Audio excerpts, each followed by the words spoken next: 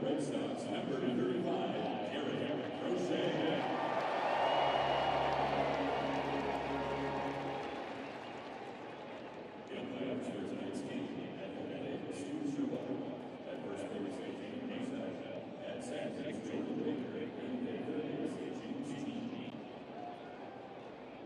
The temperature for tonight's game is 75 degrees.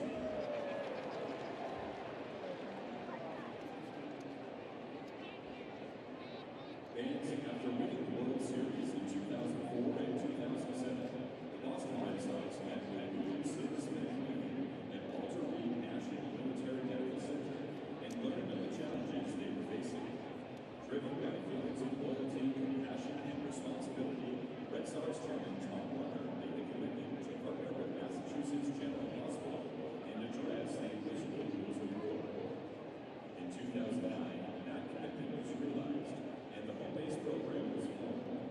Since its inception, home base has cared for more than 45,000 service members, trained more than 85,000 clinicians, and is served as a beacon of hope by providing critical care to veterans of all eras and their families.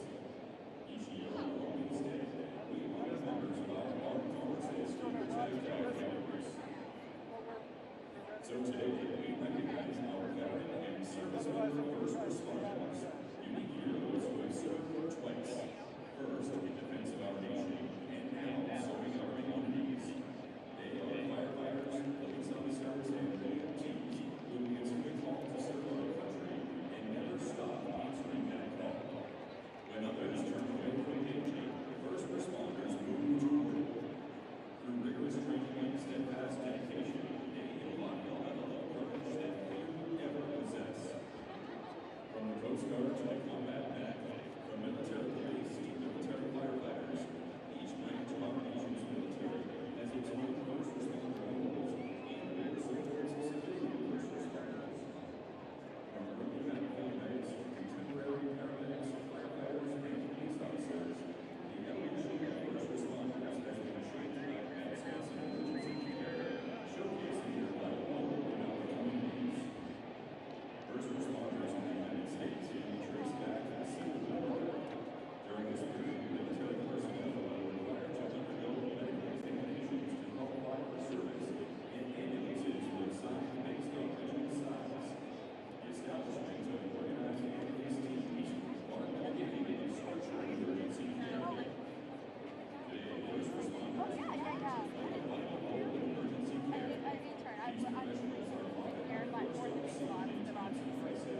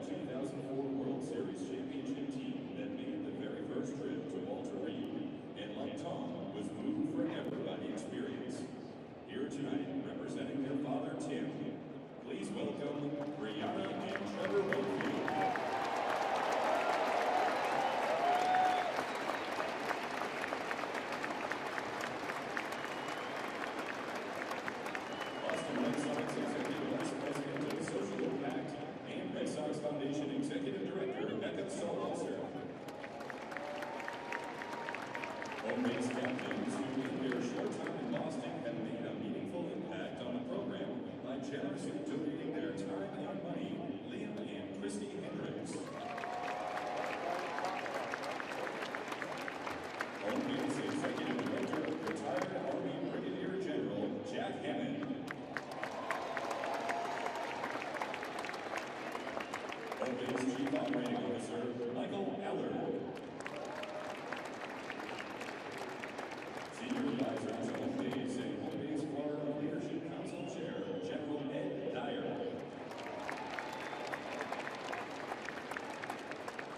Army veteran Zeke Grimaldo and his wife Alma.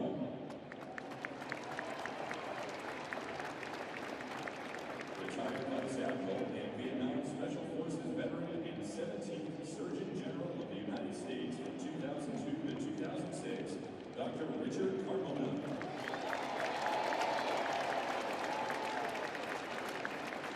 Member of the Home Base Board of Overseers, Gene Temple. Deputy Commanding General, Army National Guard, U.S. Army Special Forces Command, Major General Richard Johnson. And Small Board Implementation President and Chief Operating Officer, Greg Jackson. Thank you all for your service to our country and our communities.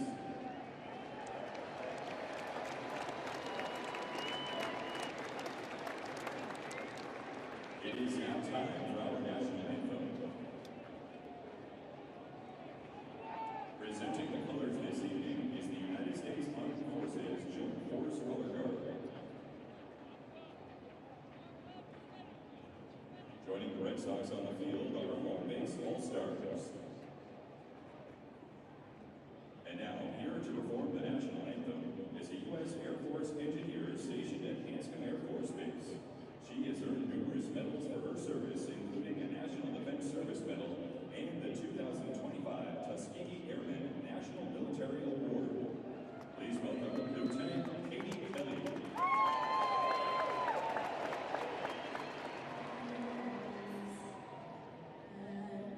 See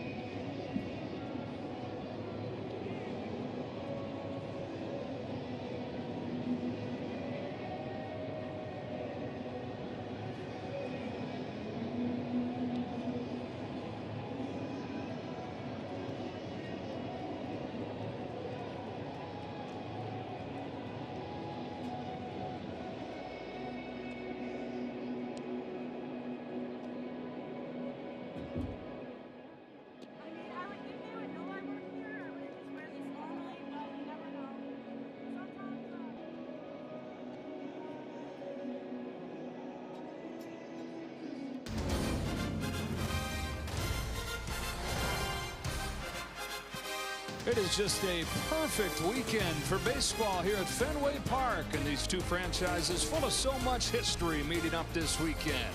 Big swing from that guy last night, Teoscar Hernandez, as the Dodgers took the first game of the series 5-2.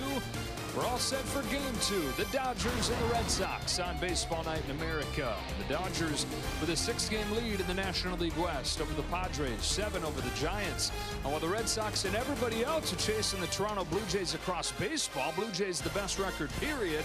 Red Sox still in possession of the last wild card spot here in late July. We welcome you inside. Hope you're having a great weekend. Joe Davis, the Hall of Famer John Smoltz, Ken Rosenthal with us today as well.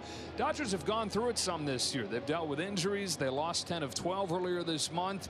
But you put it all together, and they still are right where everybody figured they would be, in first place, trying to repeat as champs. It is pretty amazing. Their roster at the beginning of the year, the best chance to defend, and it hasn't been a smooth road because their roster's been decimated by injuries. But they know how to win.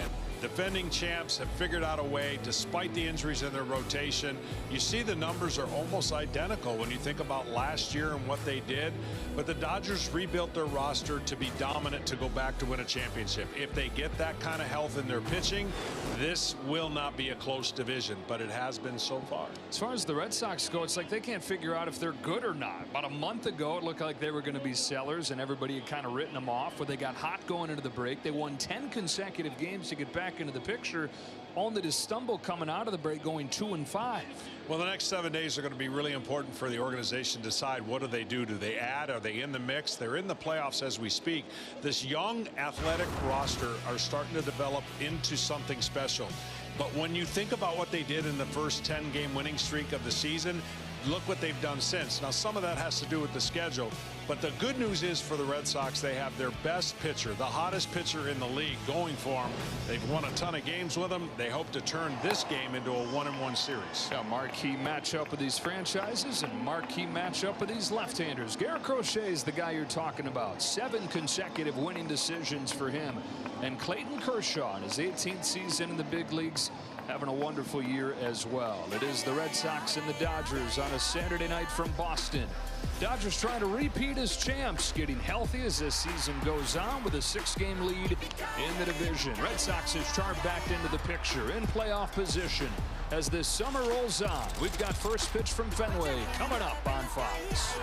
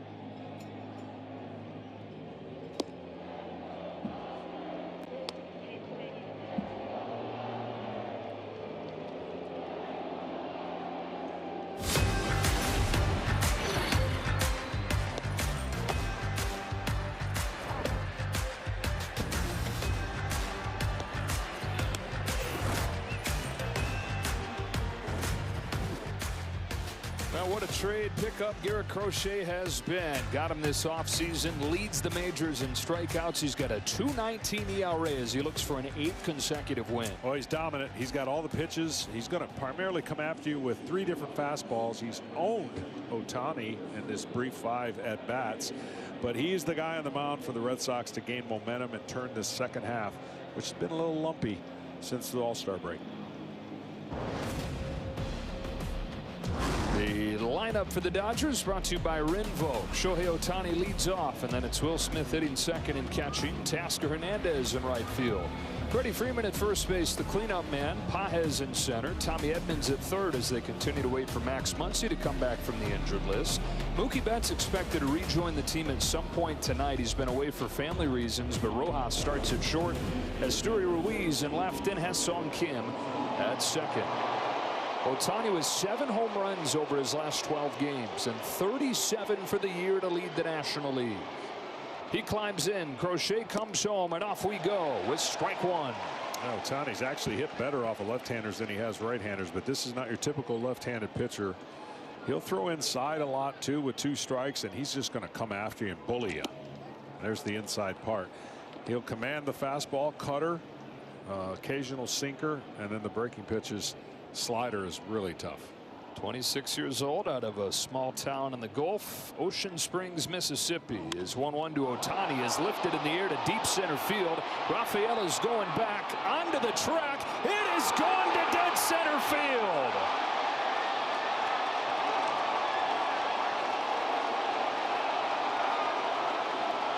The 38th of the year for Shohei Ohtani is to dead center at Fenway off Garrett Crochet.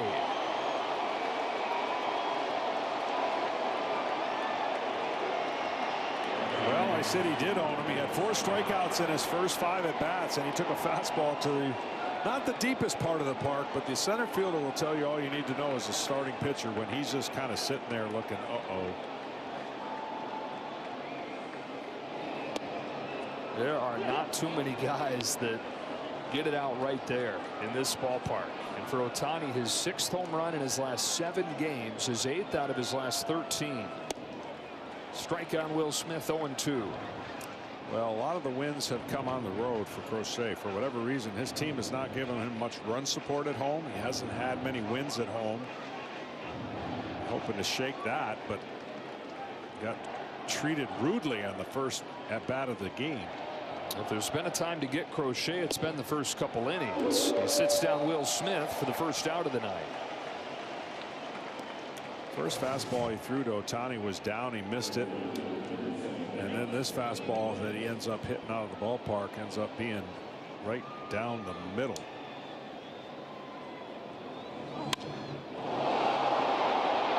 Thing of beauty. And now Tasker Hernandez taking a strike. Well, for Hernandez, it's been a struggle for a lot of this season. Since he injured his groin back in early May, he has not been the same.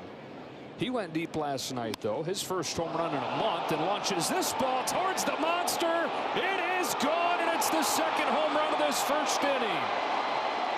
Teoscar Hernandez loves hitting at Fenway Park. His 16th career home run here, and it's 2-0 Dodgers. He went more than a month without a home run, comes to Fenway, and he's got 2 in as many nights.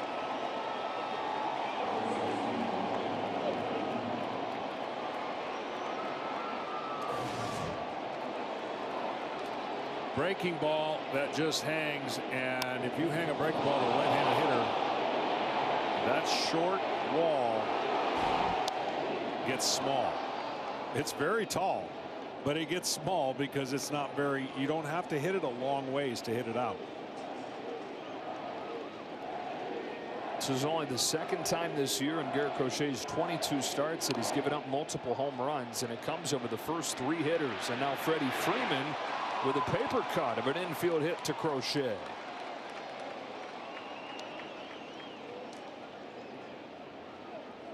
Well, Fox Foresight is powered by Google Cloud. I don't know if these numbers are going to have to shift from when we built the graphic a few minutes ago. Already 2 home runs against him. The guy that leads the majors in strikeouts. Top 5 in strikeouts per 9. And has been the clear-cut ace of this Red Sox team, as impactful of a trade pickup as there was in baseball this offseason. And now the Red Sox thinking about ways they can help supplement him in the rotation going into the deadline. And Pages scorches a base hit to left field, and the Dodgers all over Crochet. Freeman heads for third. Here's the throw in time. Duran with an outfield assist. It's going to be close. They're going to want to look at it. I think the tag. They're trying to decide, the Dodgers right now, whether or not to look at this replay. Looks like they're going to challenge. Yeah, I'm telling you, the tag and the nonchalant. Watch the tag. See how it just kind of misses them the first time? It looks to the umpire that he gets him, but I think he's going to have to be safe. So they will challenge, as the rookie umpire James Jean said that he got him down there. Freddie Freeman running the bases aggressively, seeing Duran kind of flat-footed. Yeah, Duran just kind of nonchalants this, thinking there's no way that Freddie's going to third, and Freddie takes advantage of it. Now the tag gets down, he's out, but it kind of swipes and misses him. See, the ball's there, and then watch the swipe, and it just misses him. Catches him up high on the leg. It's going to be close. This is an area where the Red Sox, as they've missed the postseason the last few years, have been consistently not very good. That is defensively. Better this year, better with the addition of Alex Bregman at third. Trevor Story's improved at short. Dodgers trying to take 90 feet on him here with flat-footed Duran and left there. Well, the theme that the Dodgers have come out and shown me is that this is an aggressive strike-throwing pitcher, and this Dodger team is very patient, but they haven't been patient here. They're jumping on him early, take advantage of those strikes early, put 2 and possibly more on the scoreboard in the first inning. After review, the call on the field is confirmed. The runner is out. Los Angeles loses the count. So they confirm the call, and Freddie Freeman's the second out of the inning as Duran recovers to get an outfield assist. And I think this was close when I first said it, and I think that that's the reason they didn't overturn it. You got to have definitive and angle and that split-second decision to be an out, but a big play nonetheless for Crochet, and the Dodgers rally might be cut short here. For the 4th hit of this first inning against Crochet. Now it's Tommy Edman taking ball 1. Tommy Edman, who was a postseason star for the Dodgers last year, hit .328 in October for the Dodgers and then signed a long-term extension to come back. But in an injury-riddled year, he's at just .227 this year.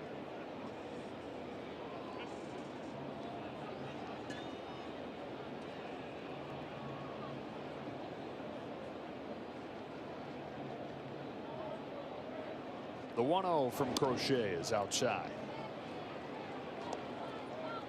For whatever reason, in the first at bats, and maybe that's part of the season that has not gone right for Edman, he does not draw many walks in the first at bat.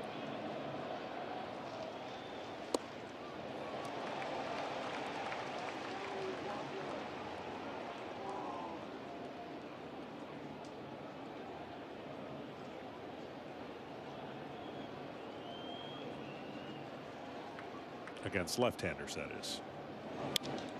Smacks this ball to center field right at Rafaela. That'll bring this first inning to a close, but a pair of home runs against Garrett Crochet. Ohtani with a leadoff shot to open this ball game. His 38th of the season, his 6th in his last 7 games, and then Hernandez clears the monster. Dodgers get 2. Kershaw takes the mound.